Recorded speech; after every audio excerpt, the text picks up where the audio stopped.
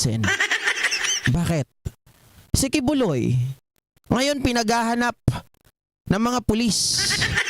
Si Baste, sabi niya sasampalin niya si General Torre. Hindi naman pumupunta sa Kingdom. Si Pulong, hindi rin pumupunta sa Kingdom. Si Sara, nagkakalat. Umi-eksena doon sa patay. Hindi naman nagpupunta sa Kingdom. Si Digong, umi-eksena, hindi rin naman nagpupunta sa Kingdom. Pinababayaan nila itong si Kibuloy. Well, mga kababayan, baka naman may balak. Sabi ko nga nung nakaraan, mag-iingat ka Kibuloy. Maganda pa naman si Stephanie. Baka gusto mo ma-finger licking good. Diba? At hindi lang yon. Palagay ko alam nyo naman na tagapagmana. Etong si Diggs ng mga ari-arian ni Kibuloy. Huwag kayong maniwala na tagapagmana si Diggs pag namatay si Marlon Acobo. Hindi totoo yun. Tagapagmana si Duterte kapag may nangyari kay Kibuloy. So kapag siya po ay nakulong, nako, malamang kay Duterte mapupunta ang lahat.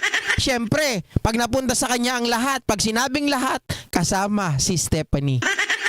Kasama ang lahat ng meron si Kibuloy. Party-party na. Meron na silang gagastusin para sa susunod na eleksyon. Meron na silang gagastusin. May pampatawag na naman si Digong 120,000 kada isang gabi. Sabi ninyo Barsaga. Diba? Nakakapagtaka kasi bakit itong mga to wala silang ginagawa.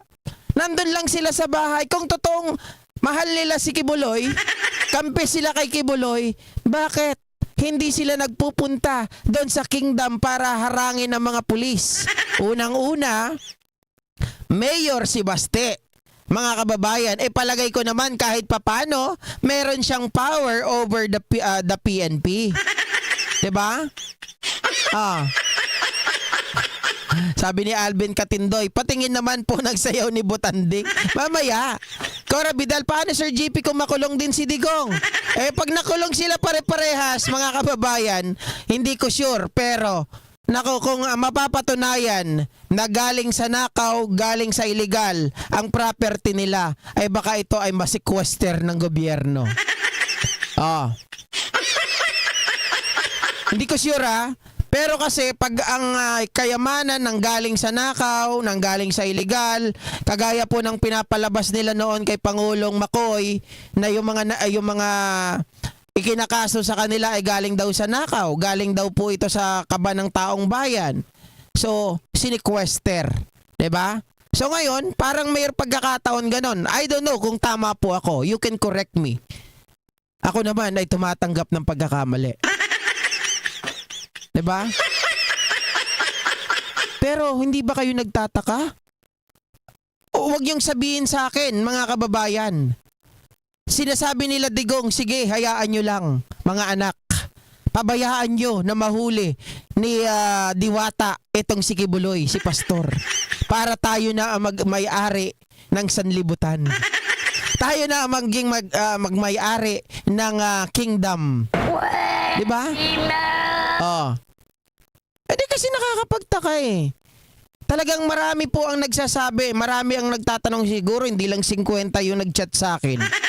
Sir,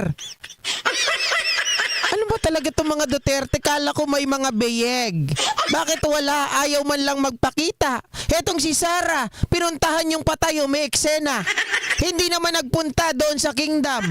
Hindi man lang nagparamdam. Etong si Pulong, nagbigay ng pagkain. Hindi rin naman nagpunta. Sabi ko, malay ko. Ano nga alam ko dyan? Basta ang alam ko, maganda si Stephanie. Malibog si Kibuloy. Malibog si Digong. Diba? Yan ang sinasabi ko Sabi ko sa kanila, wala po akong alam dyan. Basta ang alam ko, malibog lang tong dalawang to. Ay, hindi po, ikaw yun, Felicitas Manibog. Manibog ka naman po, hindi malibog. Peace. Diba? Miss Calderon, Kenneth Villanueva, Sir GP, yung kulto bangaw nasa liwasan. Di ba? Sabi ni Toxic Heart, kala ko ba si Baste mananampal? Eh, walang biyeg. Paano yon? Sabi ni Jerome Kawalo, alam mo naman mga Duterte, puro yabang. Banta mura lang, wala naman sa gawa. Oh. Di ba? Ma'am Rayan, shout out. Ma'am Miss Calderon, Kenneth Villanueva, Sky Bright. Sabi ni Mayo Christenstone, sila Digong dangdang bilyon na pera nila, baka higit kalahating trilyon na pera nila Digong. Sigurado, maraming pera to mga to. Sabi ni Arnedo Olaes, pati Palmolive Girls kasama. Siyempre, pagkasama si Stephanie, kasama ang Palmolive Girls. Di ba? Sabi ni Bookkeeper, sabi ni Cora Vidal, paano kung makulong si Digong? Aba mga kababayan, pag nakulong si Digong, hindi na yan pagpipiestahan doon sa bilangguan ng mga maton. Yung mga maton, yung mga mahilig sa walang dalaw, 'di ba? Yung nilalagyan ng pamada yung puwet. Hindi nila pagkakainteresan si Digong, matanda na yan. Amoy lupa na. Natural, ang mag-i-interest kay Digong, yung mga nagawan niya ng kasalanan. Oh.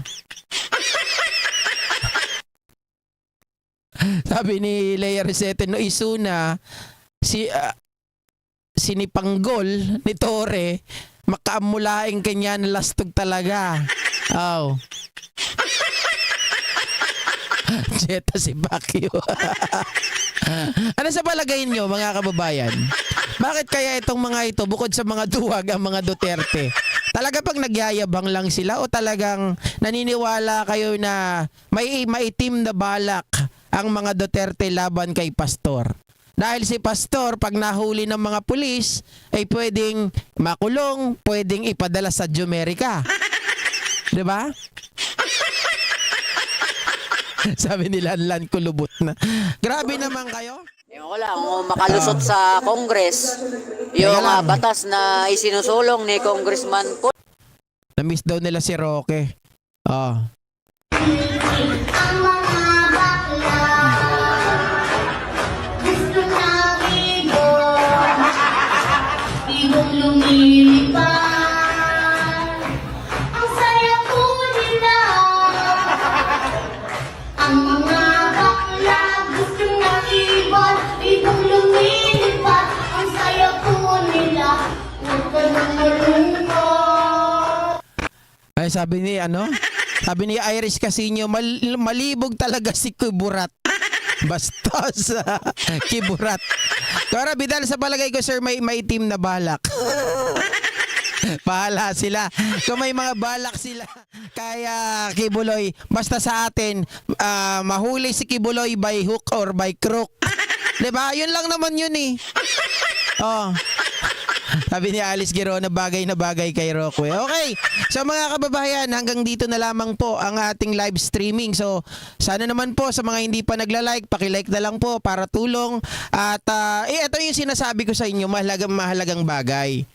Kasi pag konti po yung like, pag may nag-report na mas marami yung dislike, pwede pong mabura yung channel, pwede ring ma-demonetize, pwede rin pong mapabura yung video. So kailangan po natin ng tulong ninyo, mga total nag-i-enjoy naman kayo. Wala naman pong bayad ang pagla-like. Kung kayo ay pro-government, kung kayo ay talaga namang sinusundan nyo yung mga vlogger, 'di ba? Paki-like na lang po, wag naman kasi yan yung panlaban natin doon sa mga gusto magpabagsak sa channel natin. Alam nyo, maraming beses na po akong bumagsak yung channel. Una, si Karunungan at Kaalaman. Pangalawa, si JNK Updates. Pangatlo, si JNK Opinion. Pang-apat, si Go Philippines 2.0. Mga kababayan, etong si 3.0, pag nagkataon, malas-malas. Kaya, sana naman po, maunawaan ninyo, tulong nyo na lang sa aming mga vlogger. Hindi po kami nanghihingi ng magpalipad kayo, magpakulay kayo, magpakapi kayo. Kasi pag maraming viewers, kikita na po kami dyan. At syempre, para magkaroon kami ng proteksyon, yung like ninyo, is our protection. Parang ano lang yan, para hindi mabutas. Para hindi mapasok at hindi mabuntis. Ganun po. Diba? Oh, sa mga hindi pa nagla-like dyan, kung ayaw nyo magaya kay Harry Roque, na sabi niya, laban na to ng kasamaan at kadiliman. Loko ka riyan, ha? Ha? Sabi ni Felicitas Manibog, when di ka madanagan kay ka-GP, agla-like na ka na yun. Sa Facebook, wala tayong problema. Wala tayong problema sa Facebook. Dito tayo sa YouTube. 'Di ba? Tumawa na. Grabe ka naman, Rian. Talaga gustong-gusto niyo yung tawa ko, ha? Mga lokkaret. Okay. Thank you so much once again, guys.